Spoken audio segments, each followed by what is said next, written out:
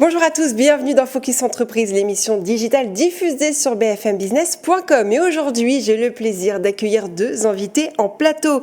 Éric Michel de Chatouville et Olivier Michel de Chatouville, chacun directeur général et directeur. Comment accompagner de façon efficace les clients qui ont un vrai projet de vie? C'est le défi justement de mes deux invités. Ils sont frères et ils sont extrêmement attachés au projet de vie de leurs clients. En 2016, ils fondent le réseau de Chatouville Immobilier qui rayonne maintenant dans le sud de la France, reposant sur une expérience familiale solidement bâtie depuis les années 70. Éric, Olivier, bonjour. Bonjour. Bonjour. Bienvenue sur le plateau de Focus Entreprise. Alors, parlez-nous peut-être de l'histoire pour commencer.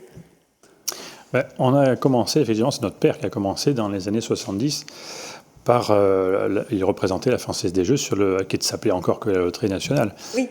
sur le territoire, et dans son secteur varois, le réseau de buralistes était de ses clients. D'accord. Alors, l'origine de ce nom aussi, de Chatouville, qui n'est pas anodin, qui n'est pas anecdotique. Tout à fait. De Chatouville est le nom de notre grand-père maternel qui a eu, après une longue carrière, notamment dans l'armée, a fini sa carrière à Marseille en tant qu'agent immobilier. D'accord. Alors, on peut dire que le plus gros de votre activité, c'est la transition de fonds de commerce, hein, c'est bien ça? Absolument. Oui. C'est l'essentiel de notre activité. On est à peu près à 80% du chiffre d'affaires sur le fonds de commerce. Mmh. Et c'est notre expérience qui nous permet, depuis nos deux générations sur le réseau des buralistes, qui nous a conduit à rester sur ce réseau pour améliorer le service client dans le cadre des transactions et des cessions de fonds de commerce. Alors la question qu'on se pose, c'est comment est-ce que vous accompagnez ces clients qui veulent se doter d'un fonds de commerce? Une fois que le choix du commerce est arrêté, nous travaillons en partenariat avec nos partenaires comptables, juridiques, bancaires et bien sûr aussi architectes et agenceurs. Alors parmi vos valeurs ajoutées dans ce secteur, c'est l'accompagnement réellement des projets de vie. C'est ça aussi qui vous motive chaque jour. Et oui, parce que c'est un accomplissement pour un projet pour une famille en général. Ouais. Là, pour exemple, il y a un mois, on a mis en place une famille, le couple avait 40 ans avec 2 enfants ados, qui sont redescendus de la région parisienne à Toulon et qui ont acheté une des plus belles affaires de Toulon d'ailleurs. Là, il a fallu les accompagner en tout, juridique, financier, bien sûr... Ils ont pris quoi comme affaire, pardon, mais... Un bar tabac. Un bar tabac, d'accord. Alors, en plus, c'est un métier totalement différent de ce qu'ils avaient. Ils étaient salariés dans l'industrie, donc c'est très différent. Et là, ils ont voulu se lancer. Donc, ils nous font confiance. On doit leur trouver les partenaires essentiels et adaptés à leur recherche. Donc, on doit fournir tout le service avocat, expert comptable, financement bien sûr, et puis même les brasseurs, les fournisseurs d'un commerce.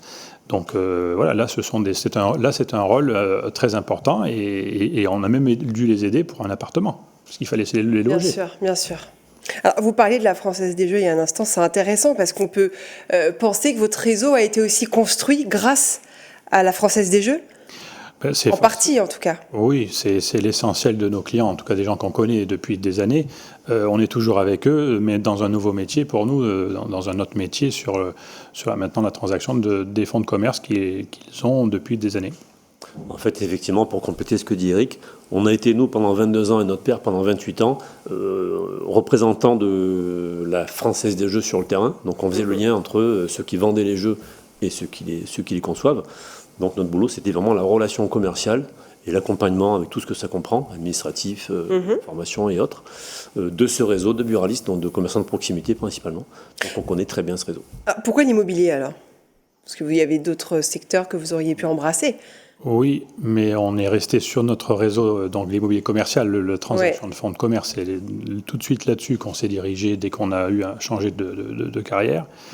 Mais notre agence fait aussi de l'immobilier traditionnel, oui. Il y a un axe important, c'est évidemment celui du recrutement dans le commerce de proximité. Est-ce que vous trouvez facilement des agents à recruter chez vous? Alors nous, on peut dire oui, puisque on a beaucoup de connaissances, soit dans les commerciaux, soit dans les commerçants qui veulent venir sur notre activité, notre réseau. Maintenant, ça se développe petit à petit à l'échelle de ce qu'on peut absorber comme en mode formation, en termes de formation et d'intégration des agents. Donc pour l'instant, oui, on y arrive. Donc aujourd'hui, on est une équipe au total de, en tout confondu avec la partie administrative, 14 personnes, mais on recrute. Et quels sont les profils que vous recherchez ? Alors, on recherche en priorité des personnes, comme l'a dit Eric, qui connaissent bien notre réseau. Donc soit des commerciaux qui étaient ou qui sont encore dans la région, dans le sud de la France, mais pas que, parce qu'on a pour objectif de s'étendre sur plusieurs départements, ou effectivement d'anciens buralistes qui connaissent très bien la lecture d'un bilan et surtout les commerçants et leurs clients. Alors on parlait de la région, vous êtes dans le sud de la France, dans le Var, région PACA, ce sont des prix qui explosent depuis des années, notamment cette année, surtout avec le Covid. Les Parisiens notamment qui sont venus un peu squatter chez vous, et donc la conséquence évidemment les prix qui bondissent. Comment est-ce que vous réussissez à proposer quand même des biens à des prix quand même corrects alors que le marché est explosif en ce moment ? Alors, sur ce qui est des fonds de commerce, on n'a pas une grosse évolution possible. Ça n'a rien à voir avec le marché de l'immobilier d'habitation. Donc il y a quand même une différence entre l'immobilier et le commerce. Ah oui, là, D'accord. La transaction de fonds de commerce, c'est le bilan qui fait foi. Si on a un bilan qui est assez modeste, le prix du commerce sera modeste. Par contre, ce qui est immobilier d'habitation, là, il y a un marché, il y a beaucoup plus d'évolution possible et de marge possible sur un territoire. Donc l'agence de Toulon, que gère plus Olivier, fait essentiellement de l'habitation, mais là, on dépend du marché de l'immobilier traditionnel. Et sur le fonds de commerce, je compléterai ces mots avec le fait que vendre au meilleur prix, c'est le nerf de la guerre et c'est le plus compliqué. De faire comprendre aux vendeurs qu'il faut qu'ils vendent à un prix correct, de telle manière à ce que l'acheteur ait aussi l'impression de faire une bonne affaire. Donc c'est le plus compliqué. C'est ça. Merci à tous les deux. Merci à Eric, Olivier, Michel de Châteauville d'être venus sur le plateau de Focus Entreprise. Merci à vous. C'est la fin de cette interview. On se retrouve très vite pour un nouveau rendez-vous, évidemment.